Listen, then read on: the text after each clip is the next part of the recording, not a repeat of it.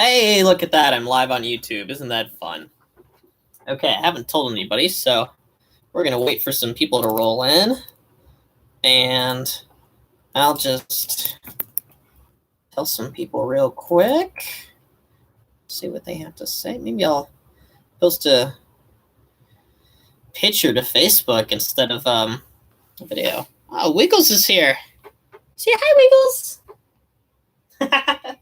Oh, you get a little hello. That's good. But yeah. Okay, so today I'm going to talk about what I've been doing for the Starfish cover, and we'll retune the 22-tone guitar to something.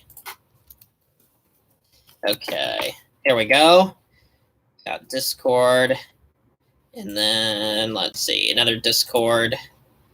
Let's see. And then one more. Let's try Facebook. Oh, we got 2 people already. Hello, 2 people. Hope you're doing well. I'm really, really excited to play these cool Starfish bar chords for you. Okay, so now I'm going to take a picture of myself. There we go. Took a picture of myself.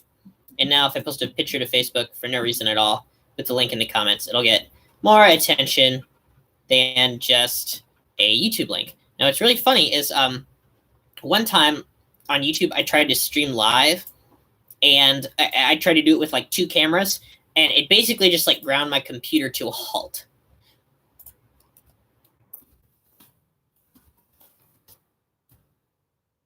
Okay, great.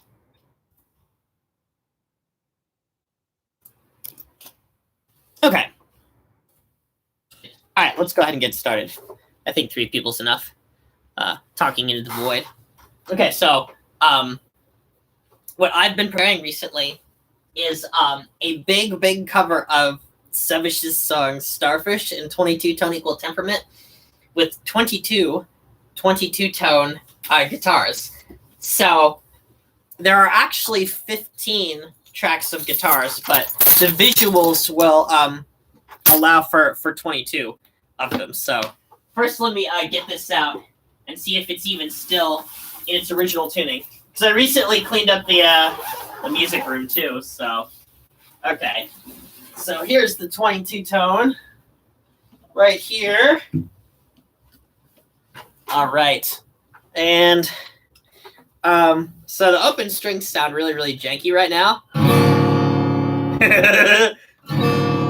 This is actually a really neat chord, I think. I wonder if you bar it, if it sounds any good. It sounds less intentional that way for some reason, the openness. But the reason it's done is because of the chord progression in Sevish's Starfish. Now, the chord progression revolves around moving the roots of like parallel 11th chords an 11th of an octave away. So that might be a little bit confusing because I used 11 in 2 different instances there. But what I mean is that the chord progression is like this. And then it switches to this one. I forgot how to play these. And then it goes back to this first one. And then it goes to this one. And this open string here. And matches the root of this one.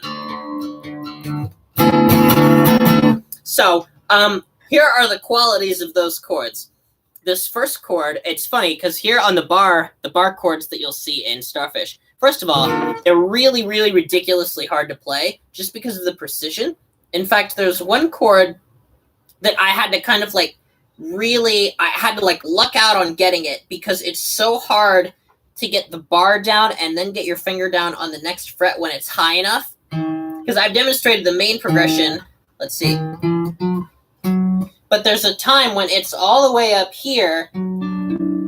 Oh, wait, hold on. There's that one. Hey, we did it. Okay, so this one here. That is like really painful to play. But what we've got there is the the root, the fifth, the dominant seventh. The fifth is a bit sharp, I think, although that's natural in 22.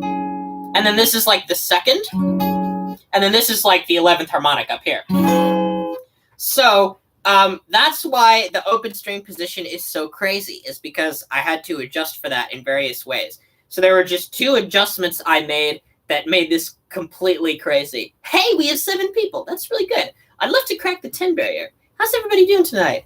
I'm doing good. Oh, cool. Okay, let's see. All right, so here's what I had to do. So this is already a 5th here, right?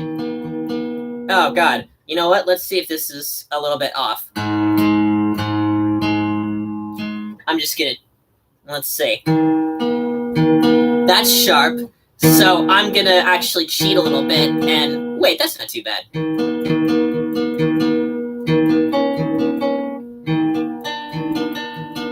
Okay, so here's the major 7th shape right here. Oh, God, 5. Okay. Hey, how's it going, Pineapple? Let's see. We've got a 5th here, and then a 7th here.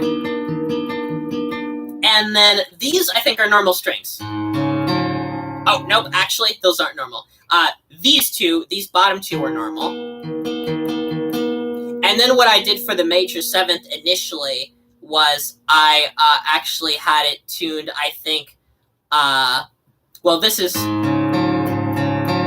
a super major 3rd here. And it's normally supposed to be a perfect 4th. So I could tune this up 1, but I don't want to, like, tune around with it a lot. But I will a little bit later if you guys want to see that. I do take requests, even though 22 is really hard to play. You can see the dots here. The dot pattern. In fact, the frets get so tiny up here that my sweet, wonderful uncle who made this guitar, he just gave up on this part. He was like, the frets are going to be too little. Oh, no, actually, I told him these are all I need. And so far, that's been true. Although, actually, there are some parts where I play, like, up here. Because this little area right here, this counts as a fretless area. Like, it totally works. Which is really funny that would work, because you wouldn't think it would.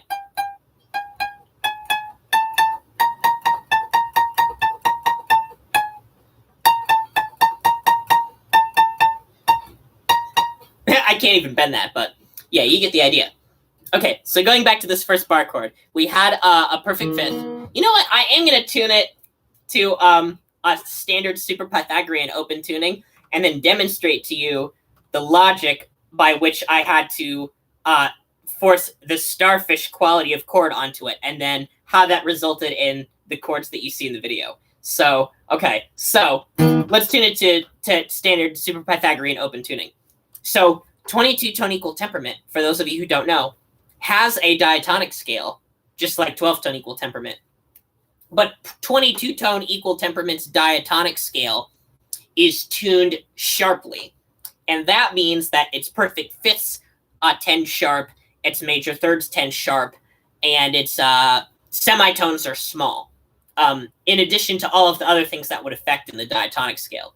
So if you think of a diatonic scale as having 5 large steps and 2 small steps, the large steps are 4 20-seconds of an octave, and the small steps are 1 20-seconds of an octave, which means that the steps there are almost, a quarter tone.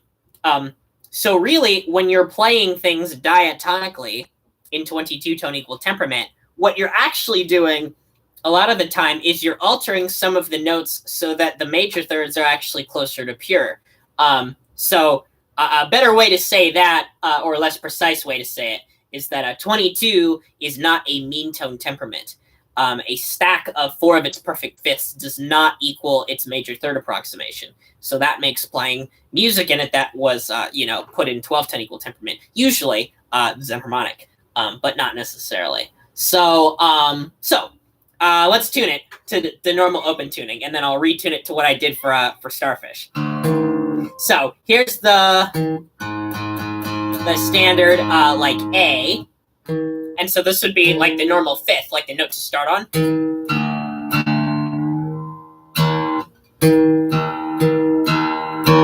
That's good enough for YouTube. Okay, so there's E, here's A.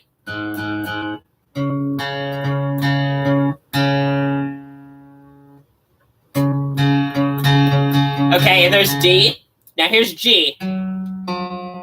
Now this is one off because of Starfish.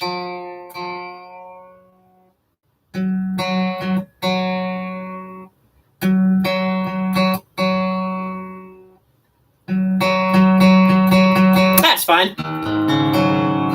So the fourths are kind of tending flatward, and the fifths are tending sharpward. So that means that in between G and B on the 22-tone guitar, G to B is notated as a super major third. It's not a major third. A major third in 22-tone equal temperament, just like in just intonation, gets a down arrow, which indicates a syntonic comma.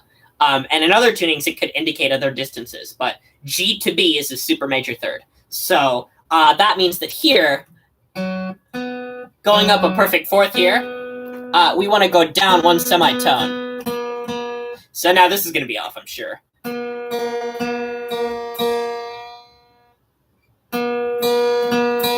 And then here.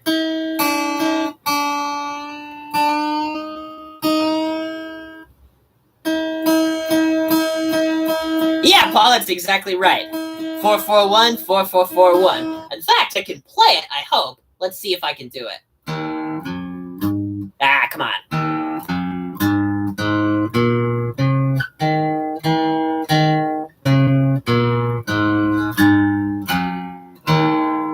Oh, that's so wonky. Because I think because of the intonation of the middle intervals, the tonic ends up being flat to me. Let me try singing along and see what happens. Do, re, mi, fa, sol, la, ti, do, ti, la, sol, fa, mi, re, do. That one sounded more normal, but still a bit like... That's great. That intonation is great, isn't it? Okay, so now that the open tuning is in super Pythagorean, you can really hear the super major third making a dissonant in there. Here's what happens if I stack a fourth there instead. Or oh no, wait, that would still make a super major third on the top. Let's try muting this string. Kind of a fourthy sound. So then our open E chord, it would have a fifth in it, right? A fourth. Oh wait, what's wrong? Oh, nothing. It's just funny. Okay, so then the open string here, using super Pythagorean logic. Now, okay. So if a major third, a pure major third in 22 gets a down arrow, that means that a pure minor third gets an up arrow. So this chord is E sub minor. So now we turn it to minor by raising this. And then here's major. And here's super major. So, interestingly, it has 4/3 like 19-tone equal temperament, but the qualities are squashed. And I think this is something that can be used in 22-tone to great effect.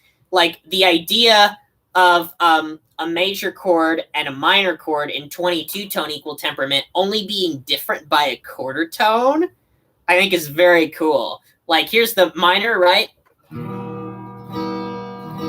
And then major.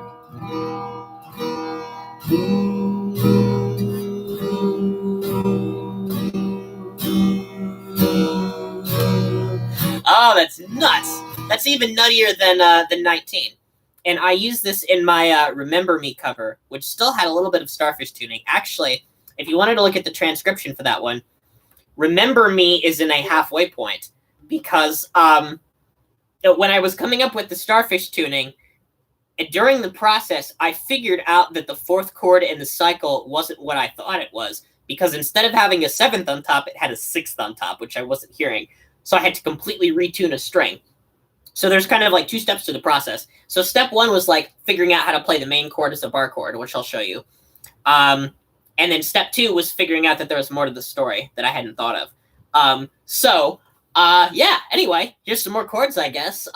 There's an E chord, and let's try an A chord. Can this work? Yeah.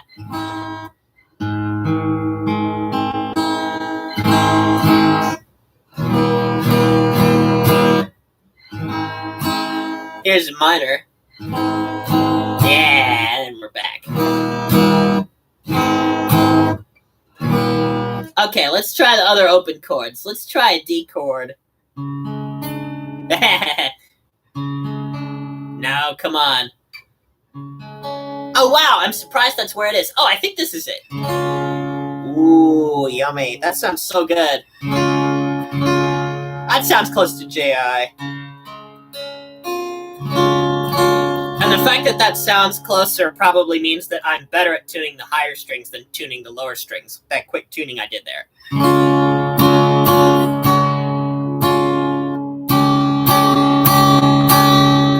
That cool top note you're hearing. Woo. That's the 11th partial approximation in 22 tone equal temperament, which I don't remember how close it is off the top of my head. But anyway, okay, so there's a D chord. A D chord kind of normally has this shape, but then that would put the super major third on top, right? Because of super Pythagorean. So we do a little shift to make it look like D minor so that we can put this finger one lower for the major third. And then over here would be minor. Well, it would be D minor. We'll do B minor later. All right, let's try G. Oh, the major third is right there. Here's the super major. And there's the major. So now, oh, we have an interesting problem now.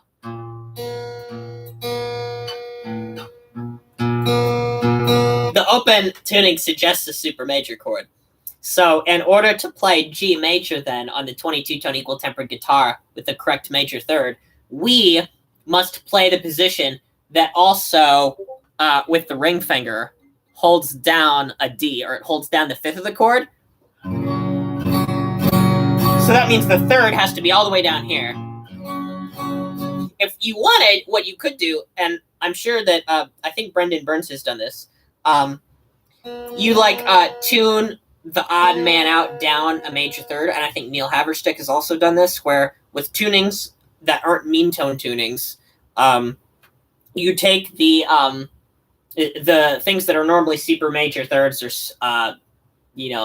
like Pythagorean minor thirds, and you tune them so that they fit with the normal 5-limit diatonic chords, but then there's just this one little exception in the chain. Okay, there we go. Ooh, thanks for checking, Benya. 11th harmonic is 6 cents off. That's not too bad. I definitely can't tell that one. You know, there's a fact that is not oft repeated is that a lot of 11 limit and 13 limit intervals are really close, uncomfortably close. I investigated once, but I'd love to post a list of all the intervals that really are very difficult to tell apart. But yeah, anyway, really cool stuff. The 11th harmonic is a great sound because it's a beautifully locked in sound. But I think to a lot of people, it's also a really Zen harmonic sound. I really like it. It kind of makes my face scrunch up in a good way. So there's a G chord. Okay, so we've almost got all our open chords except for C. So here's E major. Here's A major. Ah, come on. That's hard to play with fingers cramped up. And here's D major. And then G major is like this. It's this one. So now we have to do C major. There we go. So the C major is like this. This is actually kind of a really neat shape because there's 2 frets in between wherever I'm holding down. So this is C. Here's the E, or the root, the third. The fifth is open. And then this is one up from the super major third. So that's just normal C major. And then this, of course, on top, because all the open strings are using super Pythagorean, this open string is super Pythagorean up top. So if you want that C major, you have to also hold down this G like in that other optional C position. So there we go. And that's really similar to the C major position I was playing in Remember Me. It's weird that C has a B-like sound in 22. 22 is really interesting where the fact that it's notated like the diatonic scale should technically make it easier to internalize, but things start to get so off that the categorization becomes different. I really like it. I think it's a unique challenge. Okay, so now let's talk about Starfish. Okay, so this is the challenge I ran into when I was barring the chord. First, I was like, oh, okay. It's kind of like in E. So I can just make the open strings match that first chord. That's great. Because that first chord is like, it's a major chord. And then it also has a major seventh. It has the standard ninth. The ninth that be constructed from Pythagorean fifths. Because 22 actually has two of them. I'll show you.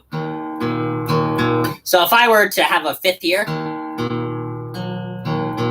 and then have another fifth here, it's this one, because that's from the Pythagorean scale. But if I wanted to go up a fourth, and then go up a major sixth from that,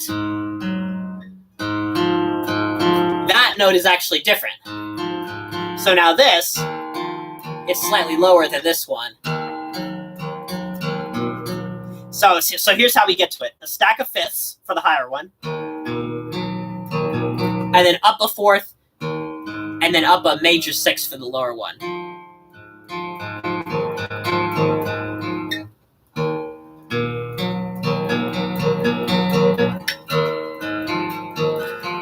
Ooh. That's already a xenharmonic. That's already a xenharmonic chord progression right there. So it's this higher ninth. So basically, it's E, kind of like E, G sharp, B, D sharp, F sharp, and then A sharp. And then the tritone on the top is not the 11th harmonic. It's the normal tritone. Because since 22 divides by 2, it shares the same 600 cent tritone as 12th tone equal temperament. So we can get these first two notes as just a fifth in our bar chord, right? And then, well, here's the major seventh on top, right? I think. Yeah. Because it's only two down. And then the ninth is just here, right?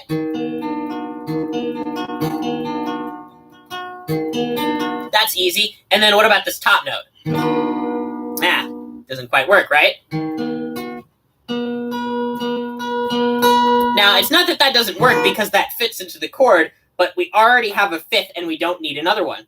So here was the first step of the process in Starfish. I said to myself, okay, I'm going to tune the top string down to 22nds of an octave so that I get the normal tritone on top when I bar the chord. So we want it to be this one instead.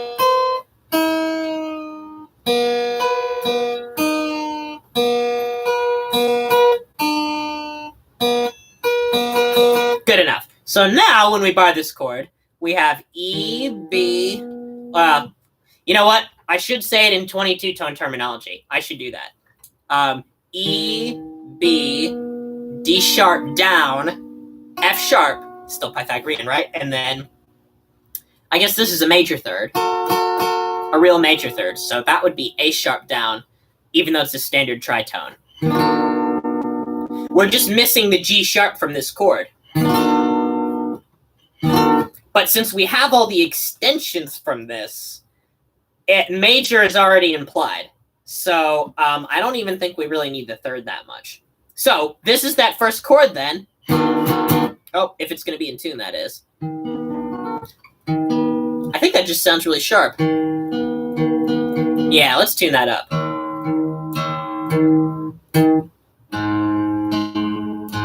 Yeah, you can hear it.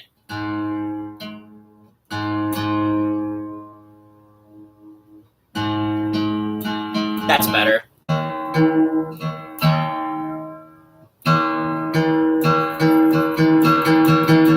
And originally, I thought that having the open string be the bottom was going to work. But then I realized if I tuned this down to like drop D sharp down, then I can play a D sharp power chord down here. So that also altered the tuning. So the alterations we've made so far are we tune the top string down to 22nds of an octave from super Pythagorean open tuning so that we can get this normal tritone on top. And now we're going to tune this string down to to D sharp down so that we can play power chords, including that one.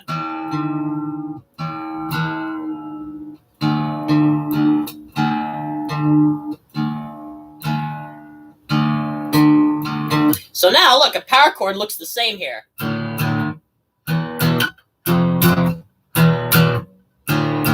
And these are way easier to strum than the bar chords.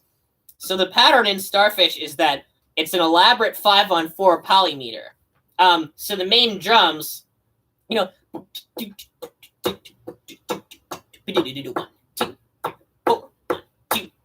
4, and then that other groove comes in with dun dun dun dun, or dun dun dun dun dun dun dun dun dun dun dun dun dun dun dun dun, and it's really difficult. But the idea is that when that little synth comes in with the dun dun dun dun dun dun, if you're listening to the 4-ness of the groove, it's very nice because it's somehow like it kind of like ducks out and like comes back in a way that just doesn't suggest 5-ness, but like just some really complicated rhythm.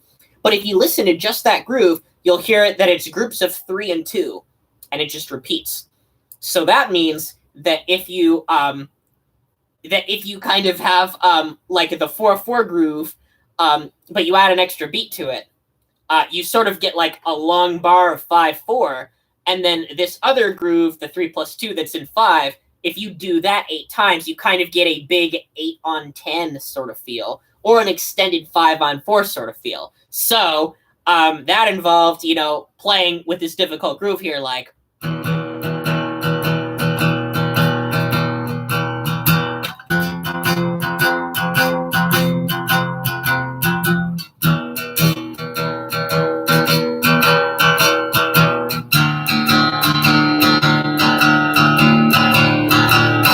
So that's the idea there. And then I was also having to play this on the bar chords up here. Now let's discuss how these bar chords aren't perfect. So we retune the top string, we retune the bottom string. Now we have to retune the middle string, because when we go over to the other bar chords, here's that first one, that I guess that E major sharp 11. I'm just gonna call it that because that's what you'd call it in 12th tet. And then when you scoot up to the next chord here, this one is, well, if you think about E, and then you go up, if you go up 1/22 of an octave to F, that's the normal spelling, but then we go up 2. We go up an 11th of an octave in root. That's what all the chords are based on here. So the next one is F up. So if the first one was an E, like E major 9, sharp 11, then this next one is an F up, septimal minor 7. And what I mean by that, hi kitty, is that both the, what do you want? Is that both the 3rd and the 7th are in that super Pythagorean logic, so they're flat of the normal minor ones. So here, this 7th is the dominant 7th. It could be this one. That'd be the minor 7th. But this is the septimal minor 7th. So it's the septimal minor 7th. And then it has that normal 9th in it. And then this very top note, since it had the standard tritone there, I had to hold this note down here to double the C here. Oh. So yeah, I'm not used to these positions because they're not the normal ones. So then the F up septimal minor 7 chord looks like that. So that's that one. But then we get down to this chord here. And this is where we have the problem. Because initially, I thought that it was just that it was this chord. Nope, that's not what it was. Let's see. A 5th, a dominant 7th, a normal 9th, and then what was that last one? And then just the normal tritone on top. Nope, that's a 5th. Yeah, that one. Or you could put a 5th on top of it. But this actually isn't a dominant 7th here. The chord in this song has a 6th, which is 1 lower. So now, if you look at this bar chord, if I want to get a note that's 1 lower than that 7th here, well, that's over here. So now the bar doesn't work. So I had to take this note and I had to lower it down 1.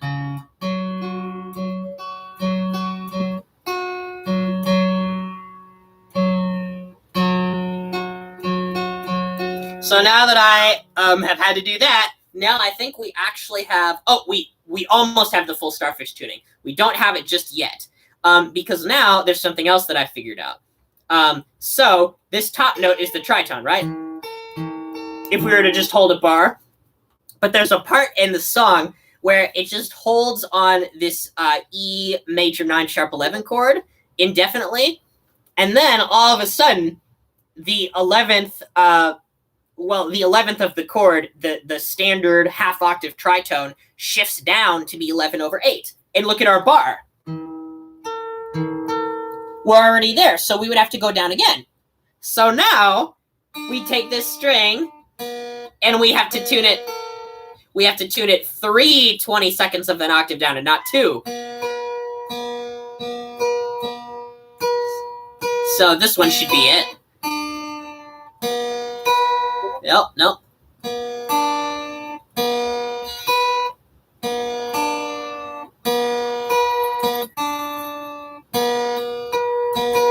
So now that means that it's possible to play an O-tonal E chord with just a bar like this. Because this has the root, the 5th, the dominant 7th, the Pythagorean or like standard 9th, and then the 11th partial. Come on. So that's the chord.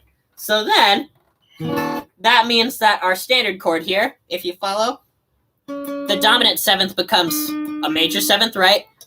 And then the normal 11th harmonic becomes a normal tritone. So that means that this, overall, in the end, is our first chord. All right? And that means that I can move to here, and then move to this chord, just using the 9th. Oop, wrong.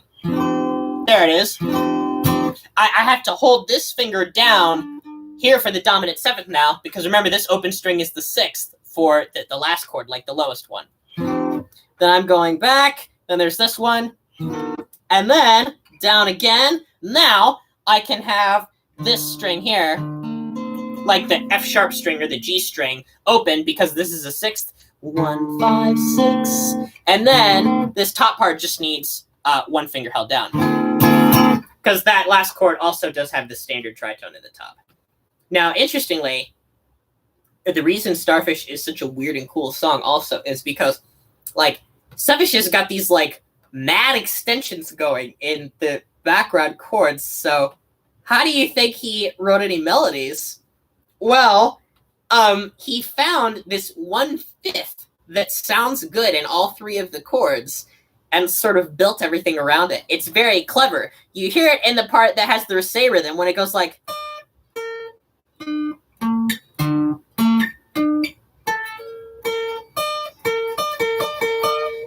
It's this one, and what that is if you were thinking in terms of the first chord, it's like sharp 11, major 7 of the first chord. And then of that second chord, it would be like 4, septimal minor 7. So it's in that one. And then same thing here. And then here in this one, it's like yeah, I guess it would just be the 5th. That's really weird. So it's like the 5th. And so yeah, it's so weird. So here, I'll try to play it for you. And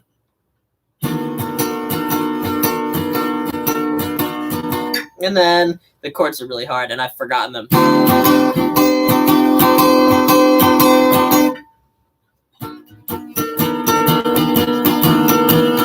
And then this one, open string matches with it. So those are the chords for Starfish. So yeah. Anyway, and there were a few other additional chords I had to come up with, some of them requiring really painful bars. But because the cover uses 22 tone guitars, I also play in several other places, and I like play the same chords. It's like everything is like, I think, reinforced enough. and playing the guitar melodies was surprisingly difficult. So I guess this is the Starfish tuning in terms of letters. Are we ready? So initially, we had E, A, D, G, B, E. But now, because of Starfish, we had to modify this string down to 20 seconds of an octave so that it could play this power chord open. So now that's D sharp down. So now the open tuning is D sharp down, A, D. We had to lower this one so that we could bar a 6th chord. So now that's F sharp, right? Because 1/22 of an octave is F sharp.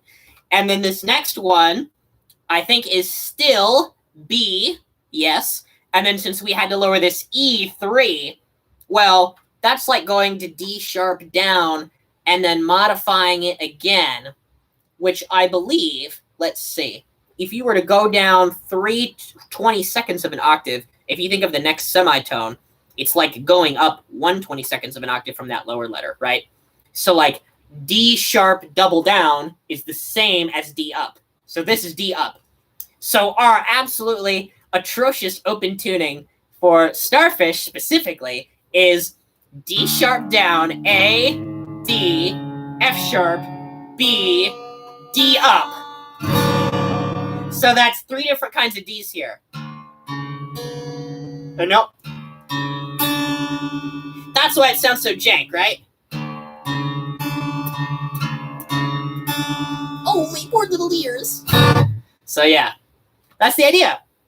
So now, let's see. What other things do I need to explain about Starfish? Does anyone else want to hear any other cool tidbits that I figured out in the song? Like maybe like how I did the say rhythm or anything like that. The video, by the way, details about the video. The video has not been posted yet. I have posted the audio on my Patreon account. And I am planning to get the video plan together really soon. Because there's just so many video lines that I really have to like stop and think. Like I have to be efficient about editing, because the way I edit is I go into Reaper and I use Reaper entirely for lining things up unless the musical cues don't have to line up with anything really precisely. It's like for transcription videos, I don't use Reaper because I just have to line up the page with like where the music changes, and I can just do that by dragging the cursor and hearing the sound, and that's really easy. But when like the instrument actually has to like match the sound, I want to like see the waveforms and put them together. So I do that in Reaper, and Reaper only exports 1 video track at a time, which means that I have like 20 or 25 some video tracks, and there are going to be more. They're all just sitting in my Reaper, and I just have to click export on each one individually. And it's going to be very tedious, but it'll be worth it to have all of those excellent video tracks. I also have to decide which videos and cuts have to share tracks, because then when I go into HitFilm, it's difficult to just like grok the timing.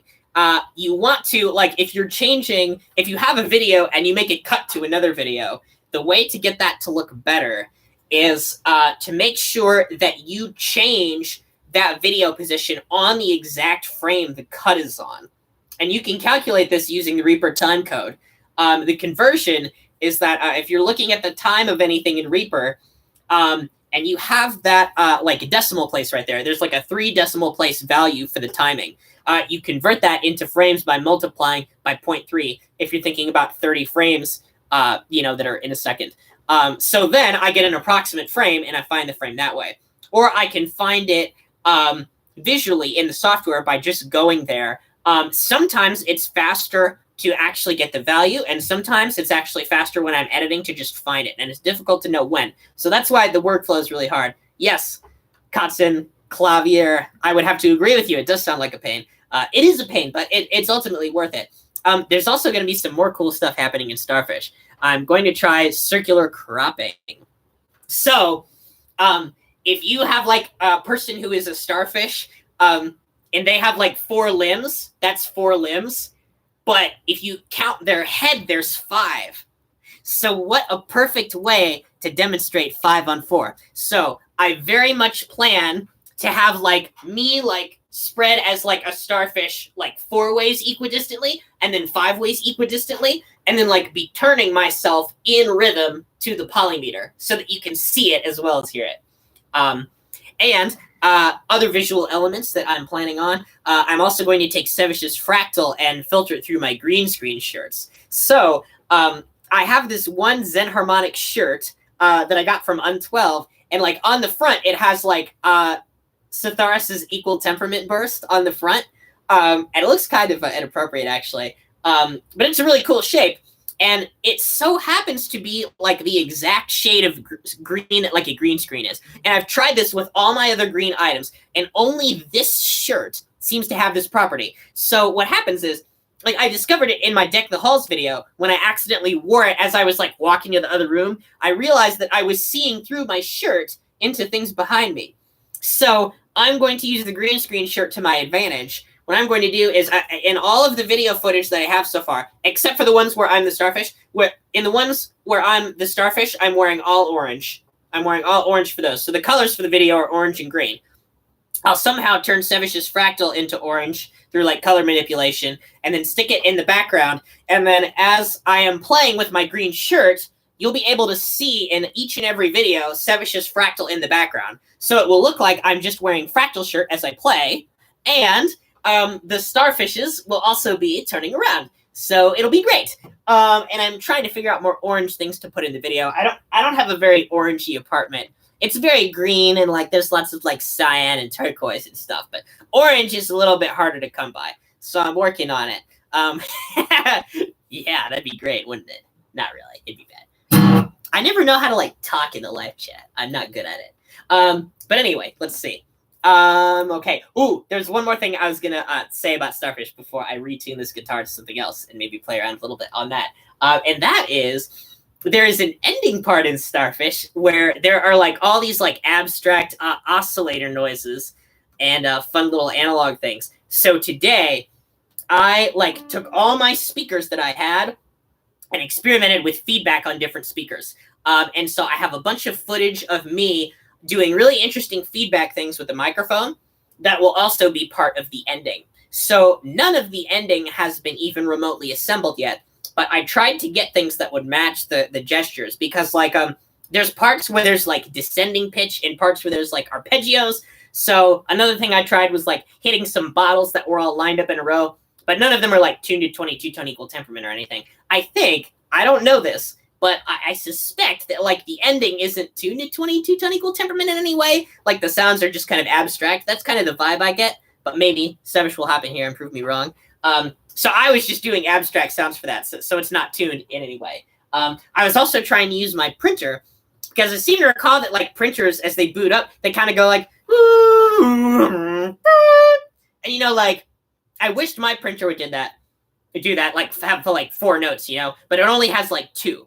So I'm trying to make it as natural as possible without me editing the sounds and like getting clips and being like, ooh, how about I transpose this up an octave so that it sounds like the track? So I want it to be al natural. So I think I have enough footage to do it. So that's one thing to do. And then the video plan is the other thing to do. So Starfish is coming together, baby. But the audio is basically done. And it's very, very exciting. So soon expect Starfish, but it's played on 22 tone acoustic guitars.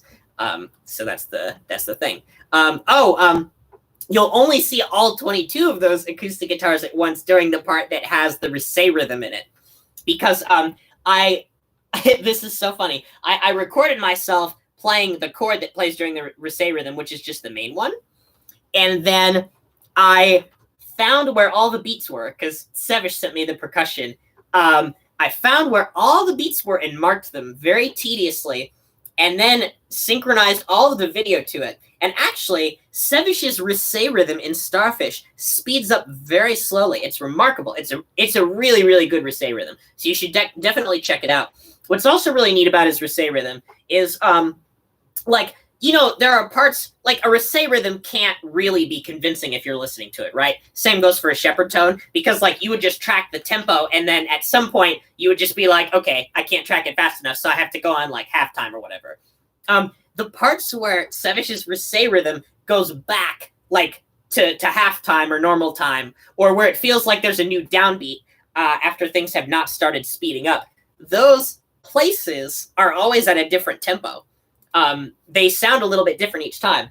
So it's really, really remarkable. I love it. So yeah, I was syncing new entrances of me playing this guitar power chord with those, and the rhythm accelerates so slowly that I actually managed to play like this chord and like speed it all the way up and not have to like fade it out at all because it was too fast whatsoever. So we can see the entire acceleration in the Risse rhythm from beginning to end, like how fast it gets. If you just were to watch like the one guitar player who starts playing the power chord and drifts across the screen until eventually he's just like, you know? So you get to see that in the video. So that's pretty exciting. This is why I'm so excited about this song, because it's like the chords were easy, but then like there were lots of challenges I didn't expect. Like the rhythm was really difficult to play, especially with the bar chords. So I had to work really hard to do that. But yeah, okay. Now let's tune this to normal tuning and get some 22-tone theory out of the way.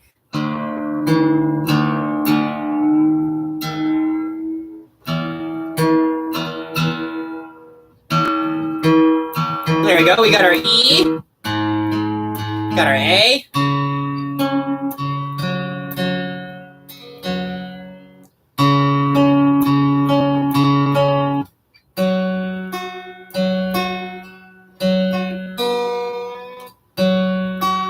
Oop, too far.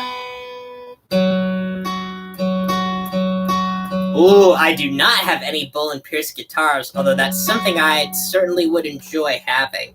I have 5 guitars, microtonal guitars already. I have a 15-tone, a 17-tone, a 19-tone, the 20-tone electric, and the 22-tone acoustic. So all of those are acoustic except for the 20-tone electric. And because I have 5 of them, and they don't get nearly enough use, I am banning myself from getting any more microtonal guitars until, like, these have flooded everything. And so far, I'd say I've been the most successful at getting people to know that I have a 19-tone guitar, not only because I've had it the longest, but because the traditional notation makes it make sense almost immediately. Like, people think it's scary, but then it's actually, like, not that bad. Like, you know, it's the smallest tweak in logic, right? And 17-tone is the second smallest tweak in logic, because it's also diatonic, but then you also get those in-between intervals. 15 and 22, I don't know which one would be easier for most people. I feel like 15 has less notes, but its radically non-diatonic notation could be really, really unhelpful. And 22 has diatonic notation that's, I think, difficult, but probably less difficult than 15. So yeah, anyway. Whoa, we forgot that last one. Wait a second. Oh, we gotta do a 4th, right?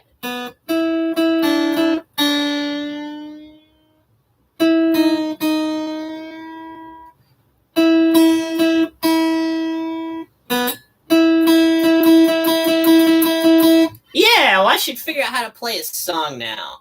Trying to figure out what song to play. Yeah. Yes! Ooh, that's a good point. 15 EDO Blackwood has 2 modes, easy to think about for newbies. I was just explaining Blackwood 10 to someone at work the other day, and, like, I don't think we quite got there, because Blackwood is a really hard scale to sing. Ooh, I know. I can sing one, and then people can check me later and tell me how wrong I was. Okay, let's try this. Let's see.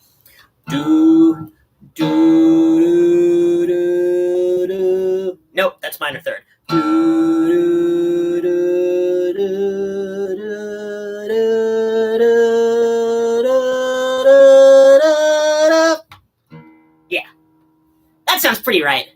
The problem I have with the ascending one is, like, getting that major 6th is always so hard, because I want to sing a major 6th that's more in line with, like, 200 cents from the 5th, but then I have to remember that it's that squashed one. Like, that really messes with me when I'm going up on Blackwood 10, so yeah.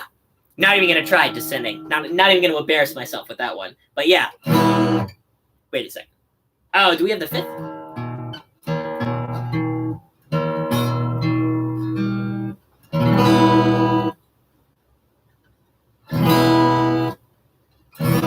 What is happening here?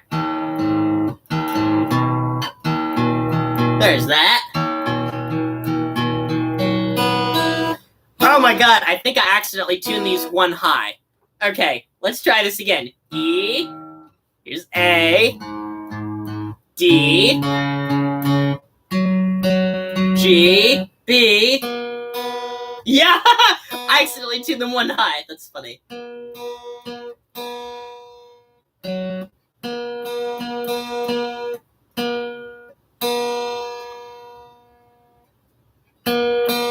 I really want the 5th to 10 flatward on this guitar because it makes the chords sound nicer. Because, like, you notice, like, if you tune up guitars really fast and then try to play in them, you'll notice that certain intervals will pop out as being out of tune if you didn't do it exactly right. So in 12-tone equal temperament, it's the thirds, of course. In 19-tone equal temperament, it's the 5ths. And then in 22-tone equal temperament, it's also the 5ths. It's like, if I haven't done it just right, the 5ths will stick out as sharp. So I actually try and kind of correct for that a little bit and maybe not make it, like, perfect. In fact, there's a point in the Starfish cover where I play some notes, and it sounded about, like, 15 or so cents off, so I just did a little correction in it. So we'll have to see if anyone notices where that is. Here we go. Yeah, G, B, and now E.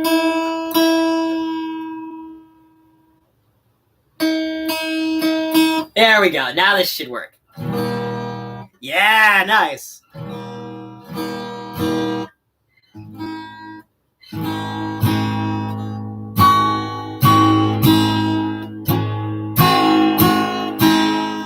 I guess a 5th up from the 3rd would sound better, right?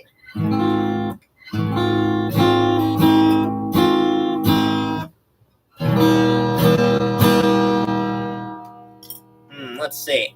I should try playing Dust in the Wind.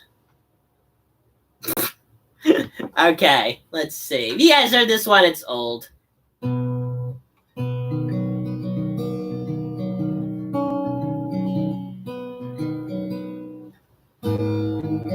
Oh, man. Oh, that's right. The thirds are different. Okay, so here. Dust in the Wind, the chords switch between C and A minor. But now in 22, we have something else. We have... Remember, C has an E down in it for its 3rd. I am playing the super major 3rd because it's open. And then we had to go up to E for that.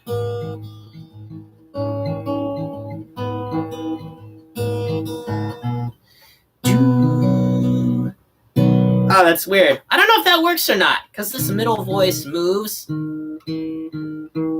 Like the way the amount that one has to switch between like chords notated from 5ths and chords that have like 5 limit alterations of arrows attached to them really makes me think that the standard super Pythagorean open tuning is not the easiest to play in. Because see, like I can't even play 2 chords like between C and A minor without doing this.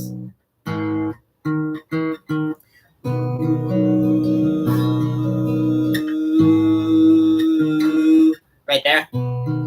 So, I guess if we upgrade and think of not C, but C up from A, we might be able to accomplish it. But then, this is no longer an open 5th. So now we have this C up chord, which sucks. But then, if I do that then, now that's actually legitimately a major 7th, right? Because I took this C chord here, and I just went up a fret. So now, there's C, and here's C up. And I don't even know how I'm going to do this one. Because, like, this is... Then there's a D up here.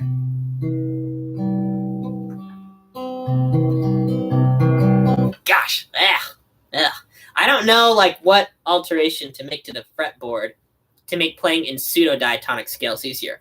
Because I guess, if you were thinking about playing in C, like, switching between C and A minor, and, like, having the same relationship of just moving by a minor 3rd, you would have to alter one of those, right? So you could either think about going from C major to A down minor, or you could think about going from C up major to A minor. So, either one of those would work. And then the E that's in the C up major chord would be the same in C up and in A. And then similarly, with the C chord that has an E down in it, A down minor would share that E. So let me show you that kind of scale really quick. The pseudo diatonic scale. So a standard diatonic scale in 22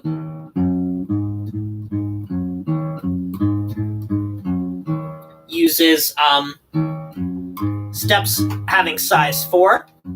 But if you substitute some of those steps as having size 3 instead, then what happens is you'd get in tune thirds in certain places for the chords you want. So it's very, very much like trying to tune 3 primary triads in tune in just intonation and then put them all on the scale, and then all the chords are in tune except one, whichever one you pick. Here, let me show you the difference. Actually, I wonder if I can actually do it with, I can do it up here, right? There's the second. That's the normal one.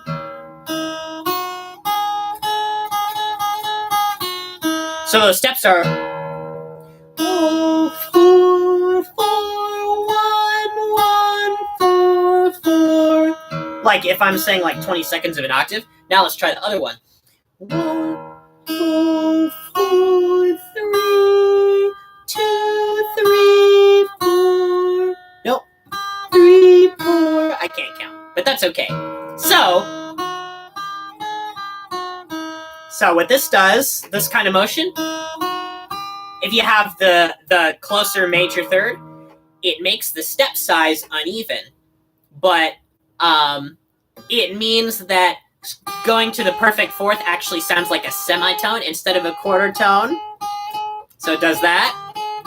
It makes that major third in tune. And it also makes this split uneven. So like here, if this is 8, that gets split evenly by 4, but a real major third is 7. So now a major third can't be split in half.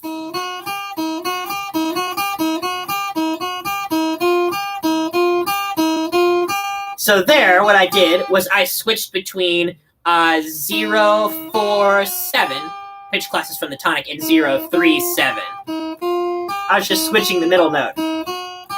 In step sizes, this is like 0, like 4, 3, 4, 3, and then this one is 3, 4.